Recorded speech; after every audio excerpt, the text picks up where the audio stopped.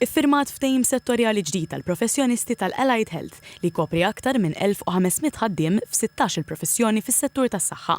Il-ftehim bejn il-Gvern u l-UHM Voice of the Workers ġie konkluż wara bosta xhur ta' negozjati u huwa mmirat biex itejjeb il-kundizzjonijiet tax-xogħol ta' dawn il-professjonisti, fosthom permezz ta' titjib fl-allowances, mogħtijiet aktar ċari ta' avvanz fil-karriera, programm estiż ta' taħriġ u aktar opportunitajiet ta' progress fih dan l-istruttura professjonali.